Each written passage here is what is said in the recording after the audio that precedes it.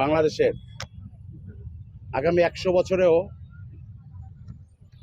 বেগম জিয়ার মতো এরকম একটা দেশপ্রেমিক আসবে না,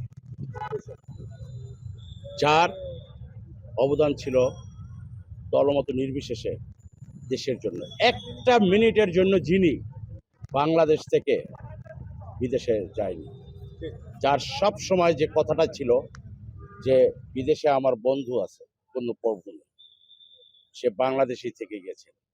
আপনাদের হয়তো বা স্মরণ আছে, তার মামলা চলাকালীন যে মামলায় তাকে মিথ্যে সাজা দিয়েছিল, সেই মামলা চলাকালীন অবস্থায় এবং রায় হওয়ার আগ মুহূর্তে তিনি লন্ডন গেছেন, এবং সেই সময় ওবায়দুল কাদের শেখ হাসিনা বলেছিল পালিয়েছে,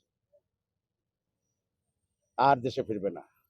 ছেলেকে আগে পাঠিয়েছে, মা পরে আসছে, কিন্তু দেশে নেত্রী প্রমাণ করে দিয়েছেন মাটি, মানুষ, এই দেশ, এদেশের জনগণ, এদেশের সব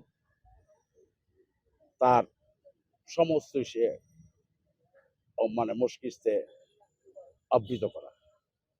তারা স্বামী শহীদ প্রেসিডেন্ট জিয়াউর রহমান, এদেশে বহুদলীয় গণতন্ত্র আছে। আজকে যদি বাংলাদেশে যদি সেই দিনের বাকশালকে যদি জিয়াউর রহমান পরিবর্তন না করত, আজকের এই 2026 সালেও সেই বাকশালই থাকতো। আজকের এত টেলিভিশন, আজকের এত সংবাদপত্র, আজকের মানুষের কথা বলার স্বাধীনতার, বহুদলীয় গণতন্ত্রের স্বাধীনতা সেই শহীদ প্রেসিডেন্ট জিয়াউর রহমান দিয়েছিলেন। আপনারা দোয়া করেন দেশনেত্রী বেগম খালেদার জন্য। সবার কাছে, সকল ধর্ম, সকল বর্ণ, সকল জাতি একটাই কথা, যে যার ধর্ম থেকে আমাদের এই দেশনেত্রীর জন্য একটু প্রার্থনা করুন, একটু দোয়া করুন, একটু মনের গভীরের অন্তরের অন্তঃস্থল থেকে দোয়া করুন, যেন তিনি ফিরে এসে আমাদের মাঝে ফিরে এসে যেন আমাদেরকে আবার সেই সঠিক বাংলাদেশ দেখায়, সেই সঠিক নেতৃত্ব দেখায়, সেই সঠিক জায়গায় যেন আমাদেরকে নিয়ে যেতে পারে। সেটাই আমার আজকে দিনে সৃষ্টিকর্তার কাছে কামনা। সৃষ্টিকর্তা যেন সেই রহমটা যেন আমাদের দেশে নেতৃত্ব করে। সবাইকে ধন্যবাদ।